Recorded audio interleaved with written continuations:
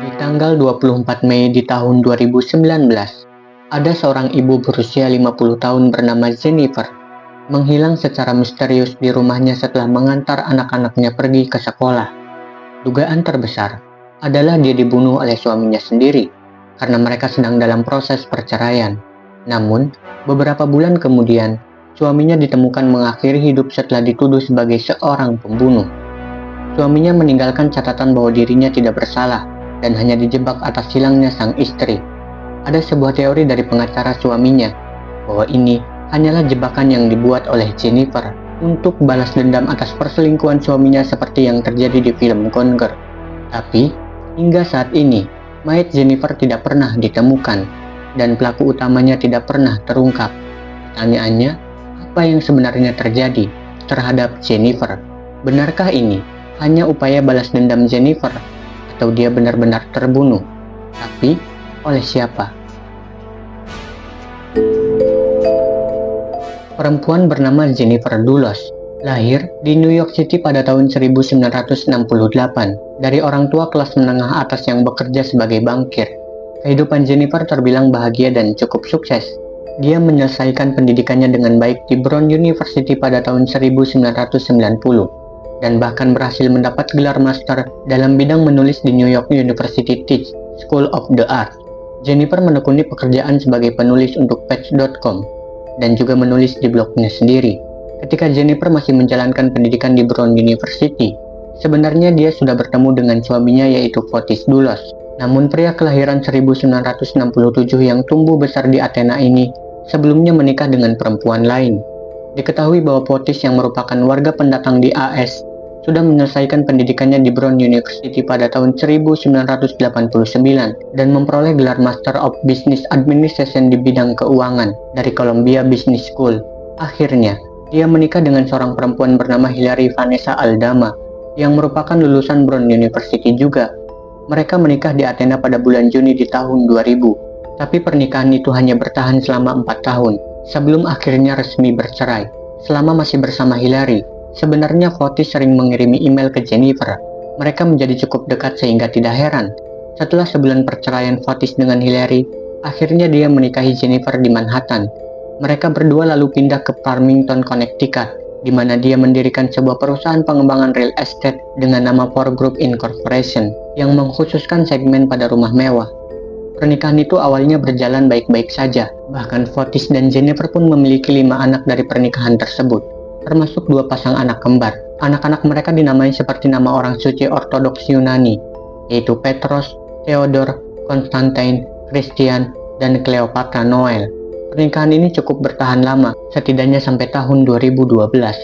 Ketika Jennifer menunjukkan tanda-tanda terjadinya masalah dalam rumah tangganya tersebut, dia menulis dalam postingan blognya yang kini telah hilang.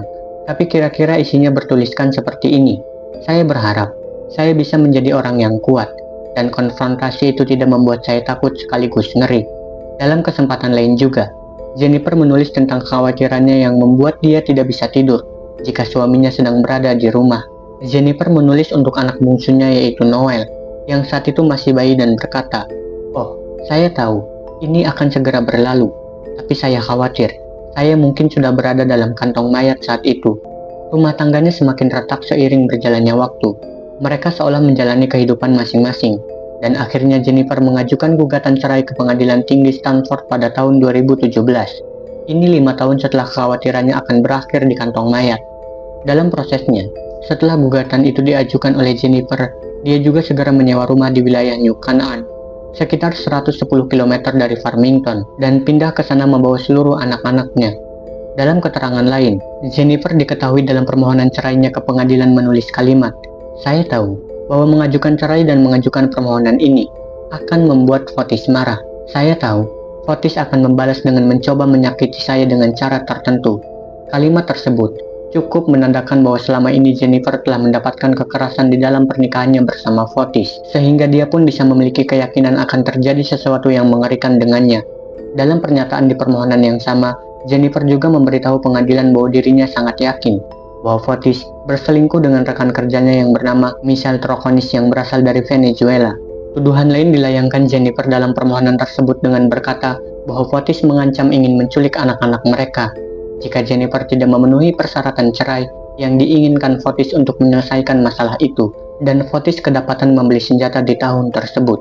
Ketika ditanya soal ancaman dan pembelian senjata, Fotis membantah pernah melakukan ancaman, dan dia memang mengaku membeli senjata, tapi itu dilakukannya secara legal untuk keamanan rumah.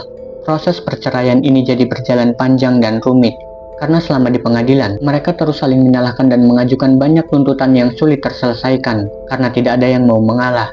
Beberapa waktu kemudian, masih di tahun 2017, setelah perdebatan sengit, Jennifer sempat mengajukan perintah darurat untuk hak asuh penuh atas kelima anaknya, tapi ditolak oleh pengadilan.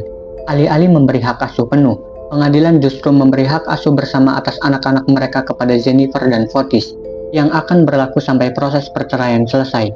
Namun, karena seiring berjalannya waktu, situasi jadi semakin mencemaskan bagi Jennifer. Dia pun kembali ke pengadilan dan menuduh Fotis yang masih berstatus sebagai suaminya itu telah menunjukkan perilaku yang tidak masuk akal, membahayakan, mengintimidasi, mengancam, dan mengendalikan yang kian hari kian menyeramkan. Jennifer takut kalau keselamatan serta keselamatan fisik dan kesejahteraan emosional anak-anaknya akan terganggu. Di tanggal 13 Juni di tahun 2017, ada laporan yang datang ke pengadilan tentang aduan Jennifer mengenai Fotis. Yang marah cukup tidak terkendali karena Jennifer sudah menjadwalkan kegiatan anak-anak pada Sabtu pagi untuk bersama ayahnya, yang mana hal ini membuat Fotis mengikuti Jennifer ke dalam kamarnya, menutup pintu, lalu melakukan kekerasan verbal dan memberikan intimidasi secara fisik. Hanya saja, sekali lagi Fotis membantah telah melakukan penyerangan tersebut. Dia bercerita bahwa istrinya sering menyebut Fotis sebagai psikopat dan sering mengatakan kepada anak-anak mereka bahwa Fotis tidak peduli terhadap anaknya sendiri. Fotis justru mengklaim bahwa istrinya pernah berkata bahwa dia akan membuat perceraian tersebut memakan waktu 2,5 tahun sampai berakhir, dan dia akan membuat mafia mematahkan kaki Fotis dengan tongkat baseball. Fotis memberikan bukti berupa email yang dikirimnya kepada Jennifer, di mana itu berisi kalimat, "Anak-anak kita berhak mendapatkan seorang ibu dan ayah, bukan salah satunya.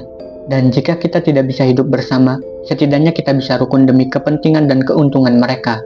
Beberapa waktu kemudian, tepatnya di bulan Maret di tahun 2018, pengadilan akhirnya memberikan larangan akses kepada Fotis untuk menemui anak-anaknya dengan mengatakan bahwa akan terjadi resiko langsung dan saat ini berupa kerugian psikologis terhadap anak-anak jika mereka melakukan kontak tanpa batasan dan tanpa pengawasan dengan terdakwa, serta resiko bahaya fisik. Tapi beberapa bulan kemudian, putusan tersebut diganti dengan izin kunjungan dalam pengawasan ketat dari petugas. Di tanggal 24 Mei di tahun 2019, diketahui bahwa Jennifer terakhir kali terlihat, dan diketahui kabarnya saat mengantar anak-anaknya ke sekolah menggunakan Chevrolet hitam 2018 miliknya sendiri pada jam 8 pagi. Dia terlihat juga pada jam 8:05 di kamera CCTV tetangga saat kembali ke rumah. Pada hari yang sama, seharusnya Jennifer memenuhi 2 janji temu dengan dokter yang dia jadwalkan pada jam 11 pagi dan 1 siang di New York City. Tapi dia tidak pernah datang. Belum ada yang menyadari Jennifer hilang saat itu. Sampai akhirnya di malam hari, sekitar jam 7 malam, seorang temannya yang tidak disebutkan namanya dalam keterangan polisi dan pengasuh anak-anaknya yang bernama Lauren Almeida melaporkan bahwa Jennifer menghilang setelah mereka gagal menghubunginya berkali-kali. Keluarga dan teman-teman Jennifer saat itu sudah cukup panik karena ini bukan kebiasaan Jennifer untuk meninggalkan rumah sendirian tanpa memberitahu siapapun. Almeida pun memberi kesaksian bahwa di jam 11:30 ketika dia sampai di rumah Jennifer untuk membawa pulang anak-anaknya, sebenarnya dia agak bingung dan kaget karena melihat mobil Range Rover milik Jennifer ada di garasi. Padahal sebelumnya, Jennifer bilang pada Almeida bahwa dia akan membawa mobil tersebut untuk pergi ke dokter dan membiarkan mobil Chevrolet-nya di rumah. Namun yang terjadi justru mobil Chevrolet itu yang menghilang. Setelah mendapatkan laporan kehilangan ini, detektif akhirnya menggeledah seisi rumah Jennifer dan mereka menemukan sesuatu yang semakin mengejutkan. Ada percikan darah di lantai, pintu, dan dinding garasi serta di bagian luar Range Rover. Darah juga mereka temukan di dapur. Dugaan pun mengarah dengan cepat bahwa kemungkinan besar dengan bukti-bukti kuat yang ada, Jennifer tampaknya telah menjadi korban penyerangan yang sangat serius. Darah yang berceceran dan terciprat diambil sampelnya oleh petugas, dan begitu hasil tes DNA keluar, darah itu sebagian besar adalah darah milik Jennifer. Sisanya, seperti yang ada di keran dapur, merupakan darah campuran dari darah Jennifer dan Fotis. Penyelidikan lebih lanjut menemukan bukti lain berkat CCTV tetangga Jennifer yang menangkap bahwa di jam 10:25 pagi hari itu, mobil Chevrolet Jennifer meninggalkan rumahnya. polisi mengidentifikasi bahwa pengemudi mobil itu adalah Fotis, yang kemungkinan besar membawa jenazah Jennifer, dan barang bukti lainnya yang sudah dibersihkan dari rumah.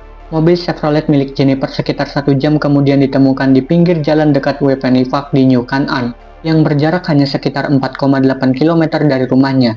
Di dalam mobil itu ada bukti darah Jennifer lagi yang ditemukan. Polisi mencoba untuk melakukan pencarian di wilayah tersebut, sambil membagikan selebaran orang hilang, menggunakan anjing pelacak dan melakukan pemantauan udara.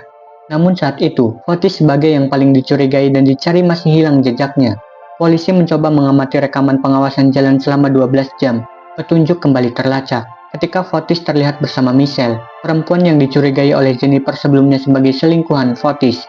Mereka terekam kamera CCTV jalan raya sekitar jam 19:30 dan kedapatan membuang kantong sampah di 30 tempat sampah berbeda yang ada di sepanjang jalan Albany Avenue di Hartford. Petugas segera mencari kantong-kantong sampah itu, di mana beberapa di antaranya berhasil ditemukan dan di dalamnya terdapat pakaian yang digunakan oleh Jennifer, jas hujan, tali jeep, dan barang pembersih rumah yang berlumuran darah. Sekali lagi, polisi melakukan identifikasi DNA dan menemukan fakta bahwa sebagian besar darah memang milik Jennifer, sementara DNA Fotis juga ditemukan di bagian dalam sarung tangan di salah satu kantong sampah. Keyakinan besar sudah ditetapkan oleh polisi. Dengan banyaknya darah yang ditemukan, mereka yakin bahwa Jennifer telah dibunuh.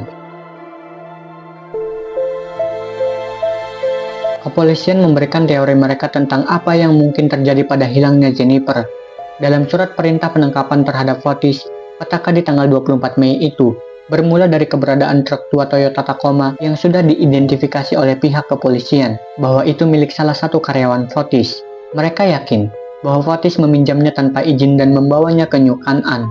Dari penelusuran rekaman CCTV yang polisi ambil dari berbagai properti sekitar, mereka menemukan petunjuk dari CCTV di bus sekolah Tacoma yang lewat di pinggir jalan dekat Wapenny Park bahwa pada jam 7:57 pagi, truk tua itu terparkir di tepi jalan dan jaraknya hanya sekitar 100 kaki dari tempat di mana nantinya mobil Chevrolet milik Jennifer ditemukan. Dari rekaman CCTV pengawas jalan, tampak terlihat ban sepeda di bagian truk tua itu yang membuat mereka yakin bahwa Fotis kemudian pergi menggunakan sepeda sejauh 3 mil untuk bisa sampai ke rumah Jennifer. Lalu polisi menyambungkannya dengan rekaman CCTV tetangga Jennifer yang menunjukkan Jennifer kembali ke rumah pada jam 8:05 setelah mengantar anak-anaknya. Polisi berteori bahwa Fotis sudah menunggu Jennifer saat itu di garasi, dan ketika perempuan yang masih berstatus sebagai istrinya masuk ke rumah, Fotis langsung menyerangnya di garasi. Sebelum meninggalkan tempat kejadian, Fotis punya waktu beberapa jam untuk membersihkan sisa-sisa kejahatannya. Tapi mungkin karena panik dan terburu-buru, dia masih meninggalkan 2 bukti kuat yang bisa menyeretnya dalam masalah, yaitu sidik jari di gagang pintu dan campuran darahnya dengan Jennifer di keran dapur. Di jam 10:25 terlihat bahwa mobil Chevrolet milik Jennifer meninggalkan rumah. Polisi yakin bahwa pengemudinya adalah Fotis, dan dia membawa Jennifer yang entah sudah meninggal atau hanya tidak sadarkan diri saat itu di kursi belakang. Polisi berteori kembali bahwa setelah itu, Fotis kemungkinan besar kembali ke Wapenny Park, tempat dia memarkirkan truk karyawannya. Di sini, mungkin dia memindahkan tubuh Jennifer ke dalam truk, dan terlihat dalam kamera CCTV di jalan raya bahwa truk itu segera bergerak menuju ke utara, tempat tinggal Fotis. Setelah melakukan wawancara dengan Michelle, yang juga dicurigai terlibat dalam kasus ini, polisi menambahkan teori mereka.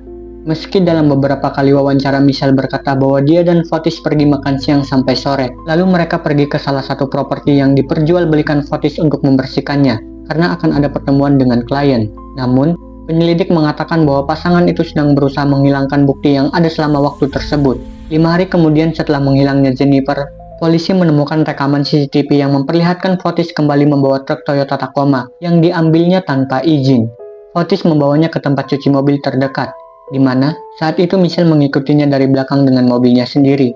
Rekaman di lobi tempat cuci mobil memperjelas bahwa Fotis meninggalkan truk Toyota Tacoma milik karyawannya untuk dibersihkan, lalu dia pergi bersama Michelle. Polisi menyelidiki truk itu yang sudah dicuci, tapi meskipun sudah dibersihkan, mereka masih bisa menemukan jejak DNA Jennifer di kursi penumpang belakang. Sejauh penyelidikan tersebut berjalan, akhirnya di malam tanggal 30 Mei di tahun 2019, 6 hari setelah Jennifer menghilang, kepolisian menetapkan kasus hilangnya Jennifer menjadi kasus pembunuhan. Jennifer tidak bisa ditemukan jejaknya sama sekali, bahkan meski sudah dilakukan pencarian dengan gencar. polisi akhirnya menangkap Fotis dan Michelle yang saat itu sedang berada di sebuah hotel di Avon, Connecticut. Pada tanggal 1 Juni di tahun 2019, mereka didakwa karena tuduhan merusak barang bukti dan menghalangi penuntutan. Tidak ada bukti lain saat itu yang bisa membenarkan tuduhan pada mereka.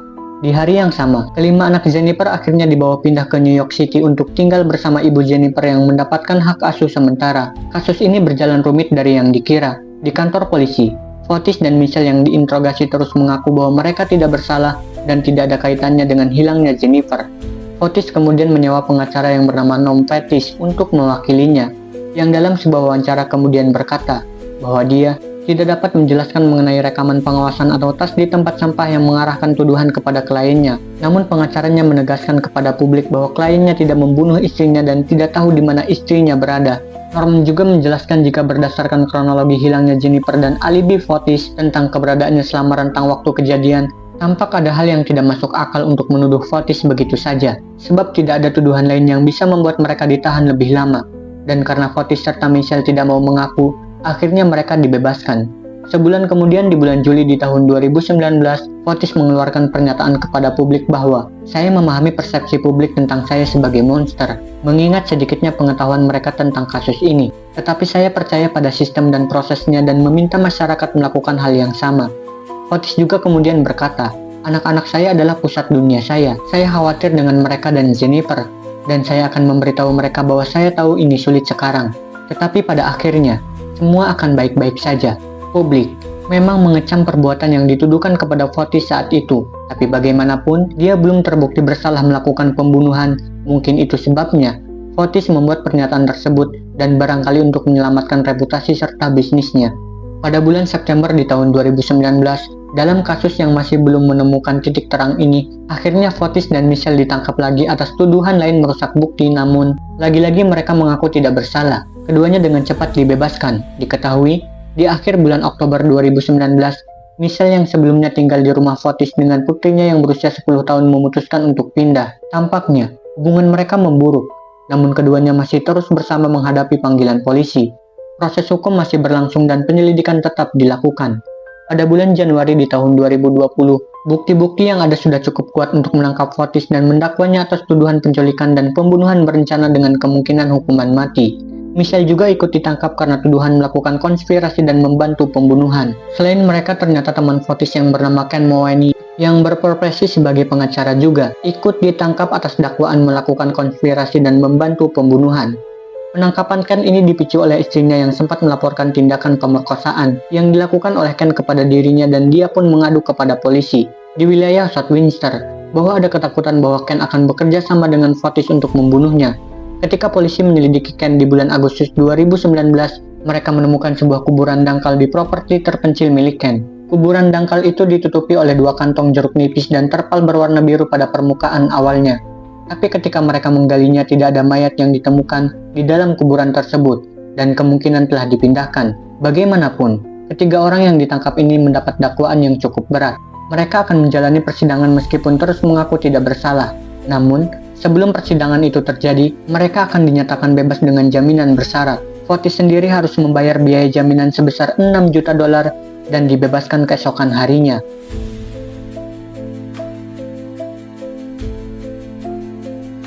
Di tanggal 28 Januari 2020, seharusnya dia menghadiri sidang jaminan daruratnya. Tapi anehnya dia tidak hadir, sehingga petugas kepolisian harus melakukan pemeriksaan kesehatan di rumahnya. Berpikir mungkin Fotis sehingga tidak bisa hadir, namun yang mereka temukan justru pemandangan mengejutkan di garasi.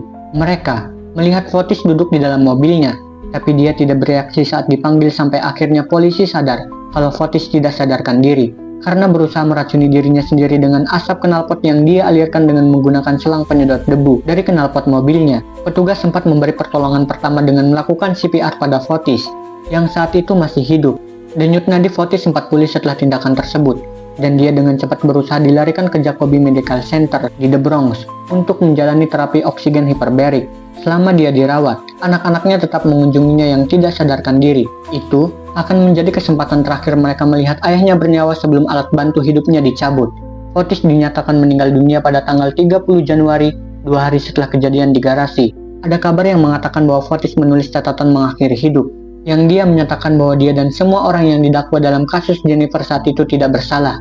Catatan itu bertuliskan kalimat, "Saya menolak untuk menghabiskan 1 jam lagi di penjara, karena sesuatu yang tidak ada hubungannya dengan saya.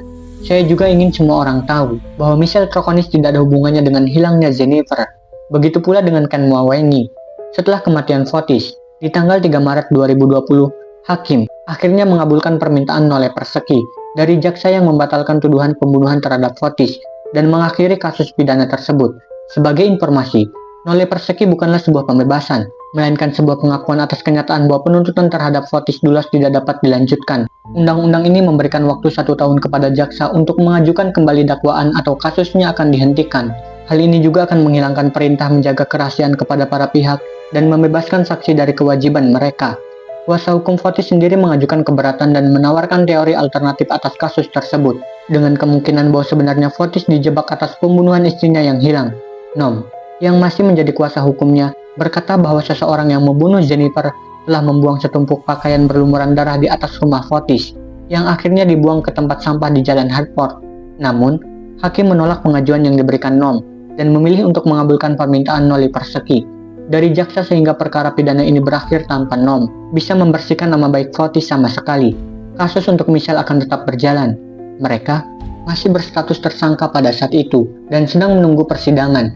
Namun karena pandemi corona mengguncang dunia, kasus itu harus terhenti lebih dulu.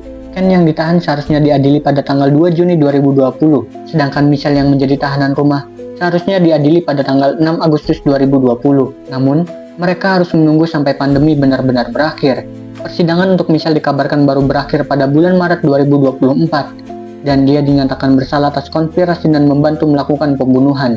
Hukumannya belum ditentukan, tapi kemungkinan paling berat adalah 20 tahun penjara. Diketahui bahwa kuasa hukum Michelle akan berencana membuat persidangan baru untuk membantah lagi tuduhan yang dilayangkan kepada kliennya ini, yang diyakini tidak bersalah, dan hanya menjadi korban salah tuduh. Di sisi lain, Ken masih harus menunggu waktu persidangan dimulai. Meskipun pengadilan mengenai kasusnya terus berjalan, tetapi hingga saat ini, tidak ada informasi dan petunjuk yang bisa mengarahkan petugas untuk menemukan jasad Jennifer. Hampir 6 tahun berlalu, anak-anaknya tidak pernah bisa melihat ibu mereka lagi. Pengadilan telah secara resmi menyatakan meninggal atas permintaan Gloria, ibu Jennifer sendiri. Alasannya karena dia sudah sangat tua dan khawatir jika cucu-cucunya tidak terlindungi hak-haknya. Gloria juga berharap dengan peresmian kematian Jennifer, kelak akan lebih mudah bagi cucu-cucunya untuk mengklaim harta peninggalan ibu mereka.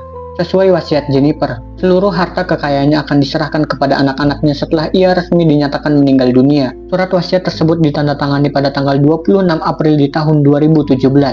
2 bulan sebelum ia mengajukan gugatan cerai dari suaminya Fotis. Kelima anak Jennifer saat ini diasuh oleh Gloria semenjak Jennifer menghilang. Mereka mendapatkan perhatian dan kasih sayang yang layak dari keluarga ibunya, meski mereka tidak punya lagi orang tua. Bagaimanapun, keluarga terutama anak-anaknya masih mengharapkan supaya Jennifer bisa ditemukan dengan kondisi seperti apapun. Polisi sampai saat ini masih mengejar petunjuk terkait keberadaan Jennifer dan mungkin dengan dijatuhinya vonis bersalah pada Michelle akan menjadi satu langkah awal untuk mendapat petunjuk baru. Meskipun sejauh ini, Michelle masih tidak mengakui dirinya bersalah ataupun terlibat dalam pembunuhan Jennifer Dulos.